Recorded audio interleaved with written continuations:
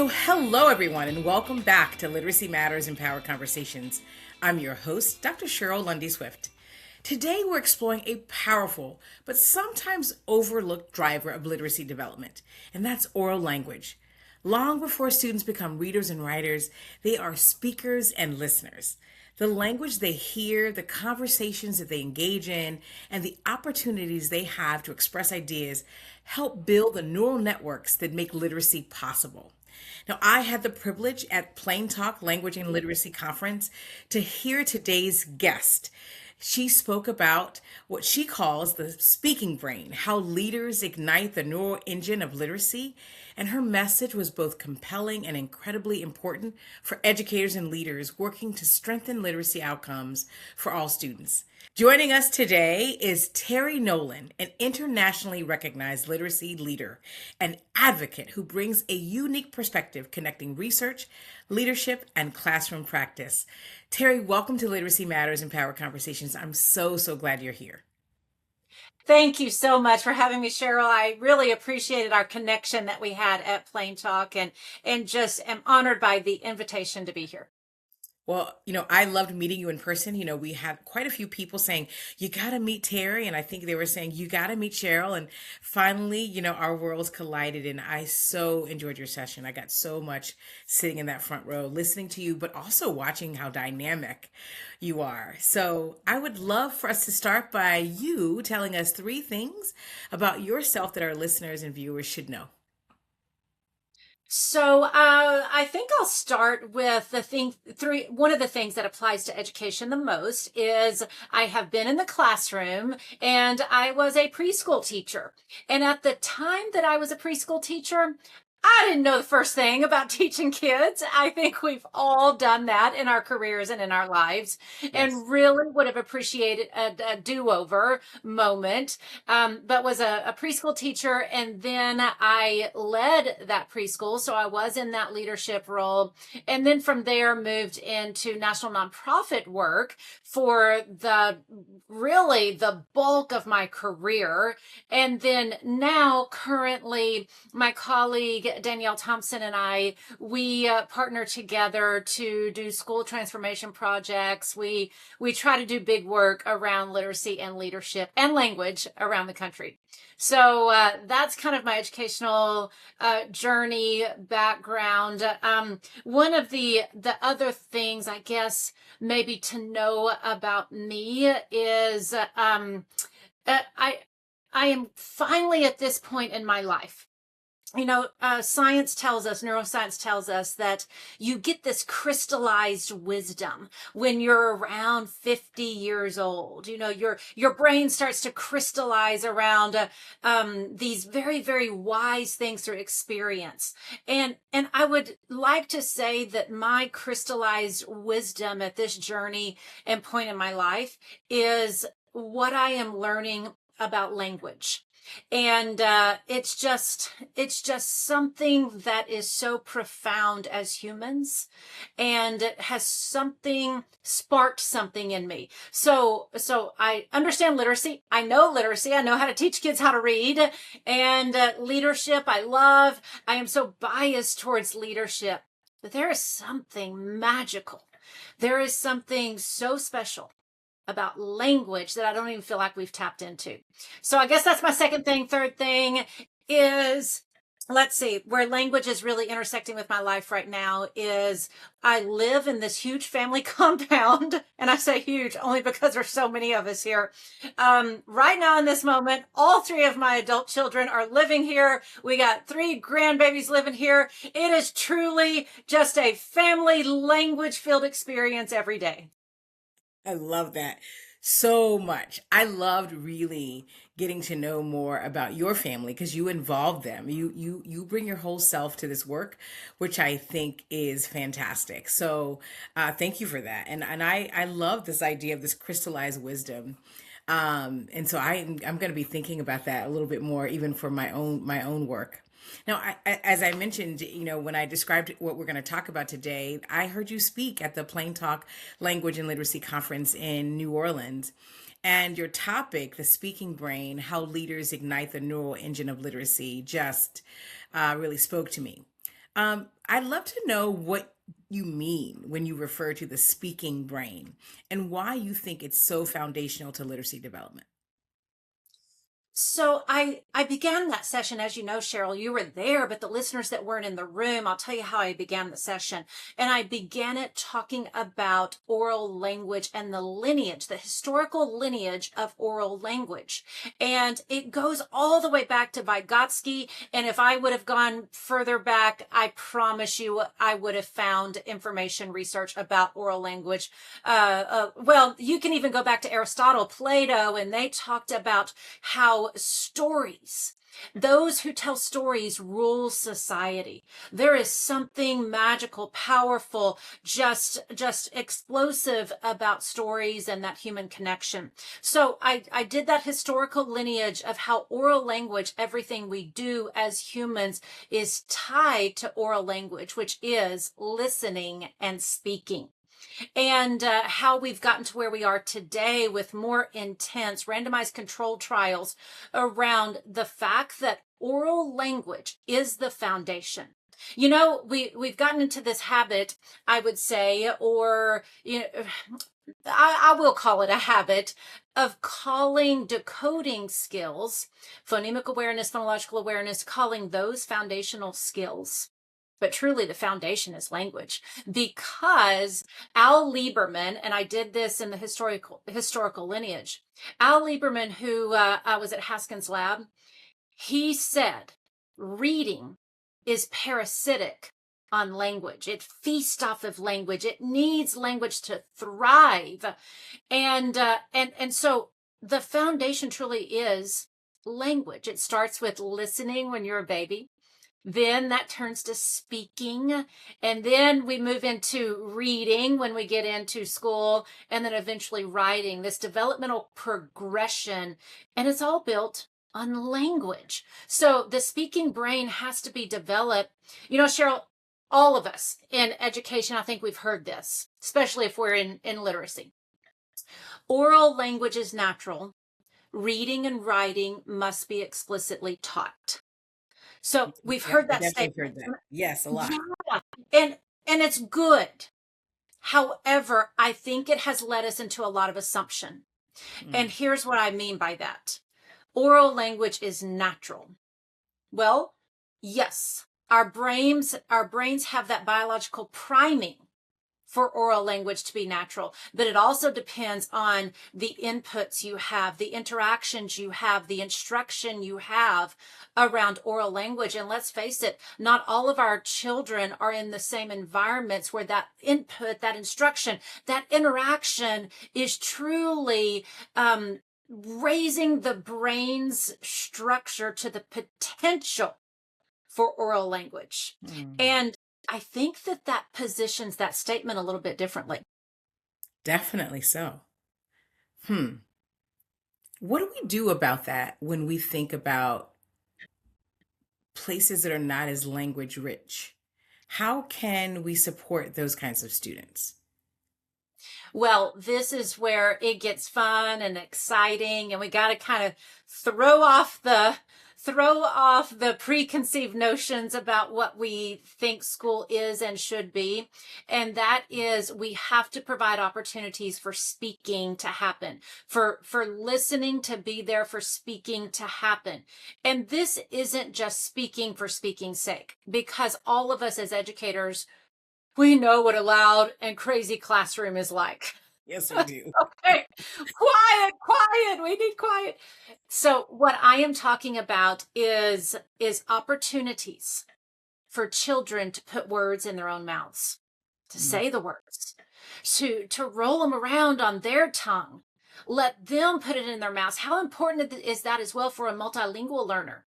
Think about that, learning new words in a different language. I gave the example in my talk about the word Geselligkeit, which is a German word, or the word Ikigai, which is a Japanese word. Isn't it better, and you learn it better when you put it in your own mouth Sure. and say it? Absolutely. Yeah. Yeah. So as educators, as leaders, we have to be very intentional, providing opportunities for practice, production, And it goes beyond just the turn and talk. The Mm. turn and talk without structure is it can just it loses its weight. Yeah. So I model structure. I model with sentence stems. I model what this looks like of using words in my own mouth and in my speech. Wow. Wow. I love that idea. Now, you describe oral language as the neural engine of literacy. So what actually happens in the brain when students engage in meaningful conversations and the language rich experiences that you're talking about? Uh, I'm going to give an example. I'll give a little story. So I was tutoring this young lady, and we were working on final stable syllables, and we come to this word, Bugle, and work final stable syllable, consonant LE. So she got the gul at the end, Hmm. but she couldn't get the word bug, and she wasn't dividing the word in the right way. But buggle, she was stuck. And I thought, I've got to show her a picture of a bugle. And so I pulled up a picture of a bugle, and she was like, yeah, I know what that is. I see those in the marching band. So she, because she didn't have the language, she didn't have the word. And then when she saw it in print, she couldn't make that quick connection for automatically accessing that word. She Yeah. understood, but she was working on understanding the rules of decoding, but then to map it to something she knew. Yeah. And think about that with kids. If you've been in front of children teaching them to read, when they come across a word they don't know, then it's a lot harder to decode that word. When you know that word, that automaticity really kicks in. Sure. So I think it's the more words I have, and with giving me those requisite skills needed for decoding, Sure. I'm able to fast map those way quicker in the brain, moving from the visual input to the sound input to the meaning input. And we Hmm. need to fast map that fast if we want to get to fluent reading. Oh yeah. Oh yeah.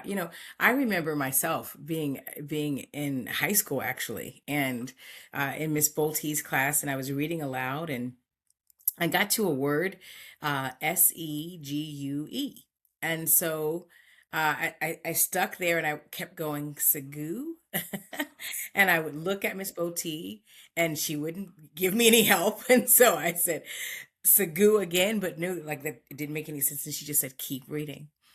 And I remember getting to the end of the sentence and going, "It's segue. That's how you spell Segue. segue." Like I had never known. It's really incredible when it does become again automatic, but also when you know the word, you just may not have seen the word or had the opportunity to spell the word. How speaking it also just kind of helped me in reading past it as well. So I love that so much. So you said you love leadership, obviously, and you have lots of strategies for leaders. You've been a leader. So if a leader really wants to prioritize oral language in their own schools, what are a few high leverage moves that they could start with tomorrow? Mhm. Yeah. Well, first and foremost, let me just preface this statement about leadership. I get a lot of learning about leadership from individuals that are outside of education, that are in the business world. I follow all kinds of individuals that tap in to human psychology, because leadership is understanding how to lead people, lead humans, Yeah. lead individuals into this work. And so one of the things, one of the quotes I love, it comes from John Maxwell. Leadership is not about titles, roles, or positions. It's about one life influencing another life. So I look at leadership as my ability to influence. So if I am going to influence around oral language, here is what I would do if I'm the building leader or if I am a classroom teacher leader. It doesn't matter. First and foremost, I have to raise my knowledge. I got to get better at Mm. understanding it. And so, Yeah. so often I think as leaders, we're like, oh, just tell me, tell me, tell me. And I'm going to say, oh, no, no, no, learn, learn, learn. Let's learn. So if you want a high leverage strategy about what to do, go and dig in and learn and listen to podcasts and study and get in a group with other people and find a thinking partner around oral language and about what we need to do to begin integrating it more into our classrooms. So that's the very first thing.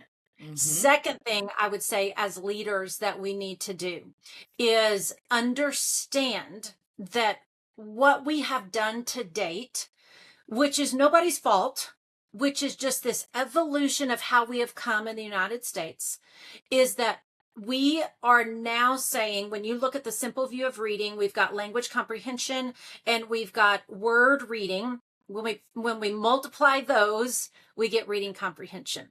Right. But that formula sits in a sea of oral language. And so oral language needs to be just this sea that all of that instruction sits in.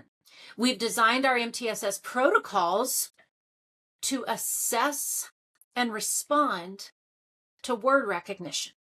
Right. But we have not to date, many places, most places, designed our MTSS protocols to assess and teach and intervene on language. And that is one of the greatest things that we can begin to do.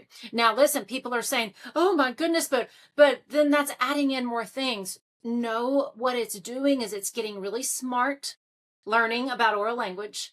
It's finding the right resources and tools that are out there. And there are absolutely now on the market oral language screeners that we can begin to determine if children have deficits, if they're at risk for oral language delays. And then there are evidenced tools that we can be putting in place. And what's amazing about this is that we really haven't had that. 3 years ago, we didn't have it. 5 years ago, we didn't seem to have it. And everything was left to a speech language pathologist. Mm. It's that quote. I think it's the Desmond Tutu quote that says, we got to stop. We got to go up to the top of the mountain to see why everybody's falling in the river, than just staying at the bottom of the river and catching them. This is going to the top and saying, let's get oral language and use our MTSS protocols to now have that wrapped up around word recognition and language development both. Wow. That's That I was think a those are, lot, Cheryl. yeah, but those two moves are incredible. One, to get, make sure you know your stuff, make sure you understand not just the power, but how to actually make sure that oral language is a thing in your school. And what I love about what you're saying is that we're also not saying that oral language is just for little children. We are constantly evolving our oral language skills, and we will do that, right, forever. It is not a finite skill, which I think is one thing that I'm getting from you. And then, of course, I love this visual of like the simple view of reading sitting in a sea of oral language. That it's something that we need. It's a vehicle, right, for reading. I love that idea. Wow. So I know you mentioned turn in talks that are like structured, but I'd love to provide some more practical ways that teachers can intentionally build oral language into everyday instruction. Yeah. Model. So one of the great things, when I talked about that leaders need to be learners, you need to be the lead learner. And Right. so teacher leaders, be the lead learner.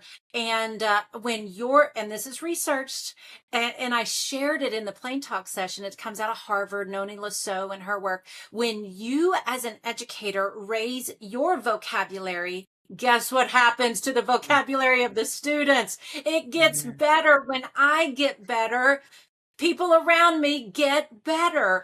And Mm. so if you begin to raise the way that you speak and that constant model for children, becoming acutely and intentionally aware of the way that you're putting sentences together, of the way that your sentence structure looks and sounds. And now listen, I also understand. I've been in the classroom with little ones, with littles, okay? There are some times where, all right, kids, it is time to get in line. We got to go. And you bring in that conversational language. Absolutely. Yeah. But what I am saying is during instruction, the more that I can raise my awareness, even simple things, get the app on your phone that's a word of the day that would be appropriate for the grades that you teach. Come on, easy, easy, easy. And you've integrated your goal at the beginning of the day. Integrate it 3 times throughout the course of the day. Yeah. And just the more that you can do to raise vocabulary. I'm working with a secondary school right now, and some of the things that we're doing around language development. So one of them is about vocabulary routines. Sure. And here's what's cool. It's a career technical high school. And when I went and did my first walkthrough and a systems check, go in and they try to keep me to the core classes, English, social studies, math. And I'm like, wait, what's going on over there? What's happening in those classrooms where they're banging hammers and running 3D printers? And so I went and looked in those classrooms. You talk about just an opportunity to raise vocabulary. Wow. Think about how much vocabulary is in nursing and advanced manufacturing, construction. So working with the teachers there to say, I want you to teach at least 2 content specific vocabulary words every single day at the beginning of the lesson. 2. Mm. And think about this, Cheryl. So 2, oh, well, that's not very many. I have so many. Well, what do you get by the end of the week? You got 10. And then what do you get by the end of the month? You got 40. Oh my goodness. Right. Consistency compounds. So working with them, not just here's the word, write the word, but a true vocabulary routine that is built on listening, speaking. We give student-friendly definitions. You've got to put it into a sentence. A true framing. McEwen and Beck, Bringing Words to Life, is a book that would be a great resource for people. Sure. So that's something easy as well that we can begin to do. And here's another simple one. The turn and talk, rather than just say, okay, now everybody turn and talk to your neighbor, you say, if the word's colonization, okay, turn to your neighbor. The neighbor that's A goes first. The neighbor that B is the listener. Use the word colonization into this sentence frame. You give a sentence frame with the word colonization, and then they fill it in, and then you take turns. See, that's structured. Yeah. And then that gives each one an opportunity to speak and use that word in context. So those are just a few of the simple little things we can do to raise language. I love that. I love that. I know you work with the littles. How do songs work when it comes to oral language? Oh my goodness, songs, rhythm, and usually in songs there's rhyming as well. The more that we can introduce that rhythm and rhyming, and then I got asked this question the other day.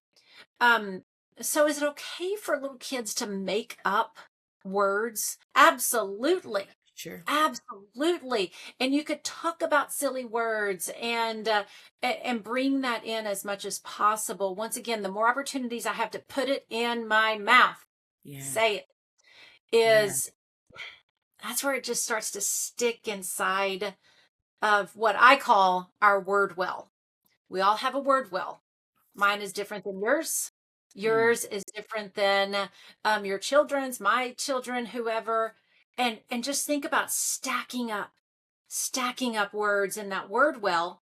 So the more that I'm exposed to this world, I can grab those words as I need to, put them together into a sentence, convey my thoughts to other people. That's really a powerful image, thinking of a word well. And I'm originally from the South, where I grew up on well water, and wells can be super super deep. And the reason why there is a well is because there's continuous water. We don't want that to dry up, right? So I love that we're adding to that on a regular basis. Wow. So when we think about these strategies, if you could shift one thing about how schools approach literacy instruction today, especially as it relates to oral language, what would it be? I think it's got to be around the fact that we've got to start to screen children. Because remember, in our country, we've had this massive, wonderful, beautiful push to screen for risk of dyslexia, and that's around word reading. Right. And now we have to be as adamant, as hungry to go and screen for oral language as well. Yeah. Because what we are finding, well, I say we, the researchers are finding is that children that are at risk of dyslexia, as many as half of those children also have oral language issues as well. So Yeah. as a leader, isn't that I'm gonna hopefully this is a powerful thought for everybody to hear. Isn't our greatest job to find children at risk and serve them? Yeah. Let's find them. And if Yeah. I'm just looking for them with word reading issues, then I'm going to find some kids. But a lot of them can have that mask that is covered in this oral language that we never find. And then we wonder why, when they get to middle school or high school, well, they can decode, but they really don't understand anything. Sure. We've we've been there. And if we would have found them early on and served them, Yeah. we would be fulfilling our greatest role as a leader. That's really powerful. So really, really focus on screening for oral language Mhm. deficits, Yep. and of course, strengths as well. That's really, really powerful. When I think about oral language, I always think of myself, Terry, if you've ever listened to Literacy Matters, is I always think of myself as a student first, always, then as a teacher, right? Then as a leader, then as a parent. And I think, um, when I was in kindergarten, and we didn't have pre-K in my area back in the day. But I actually used to get on my report card. In fact, I still have my kindergarten report card. It says that Cheryl should work on expressing herself more. And so, and now, of course, I think I've done that. I think my mom and I I was work just worked saying, on that. yes, Carol, you got there. I love this idea. And as a leader, I would always say that conversations, in conversations, things get built, right? Mhm. Understanding is built. Love is built. Patience is built. Like there's a lot of things that gets built in conversations. If you could tell our listeners and our viewers today, they could remember one big idea about the power of oral language. What would you want that idea to be? Okay, so I'm gonna go somewhere, Cheryl. I'm actually writing a book right now, Oh, good. called Words Within Me, that is all about words. And not from a research standpoint, from I'm a human, I'm a wife, I'm a mama, from that standpoint. And the one thing I'm going to tell you about words. Words are not a what, things that we just read. Words are a who. Every individual, like I said, has words stacked up inside of them. Some of them may be those not so good words that we heard in certain situations, relationships, instances in our lives. And some of them are the most magical, beautiful words we've ever heard. They could be simple as I love you, as simple as it's a boy, it's a girl, oh my goodness. Or what about this little phrase that says, she's gone, he's gone. Think about the emotions that get wrapped up in the simplest of words. It's what connects humans. It's what ties us together. It's what gets us out into this world where we can live a flourishing life. And that is the thing. Don't think of words as this what that I need to get you to read these words because I need you to get to read these things. No, words are a who. Words are individuals that shape the world that we live in. So sometimes I think in education, we want the thing that says, what's the magic wand? What's the silver bullet? Right. And if we can truly get to the depth and understanding that we hold something so special with words, I think it changes our perspective. Yeah, it does. It certainly does. Wow, that is super, super powerful. Terri, I just want to share that, like, I'm so excited that you got to share your crystallized wisdom with us. We appreciate it. I'm so excited that you're writing a book and that you're going to share that with millions upon millions of people. I'm speaking that into being. So thank you for joining us today. Thank you, Cheryl. Thanks for the work that you do, and just putting a message forward, putting a message out there. I just totally appreciate this work. Thank you. Thank you so much.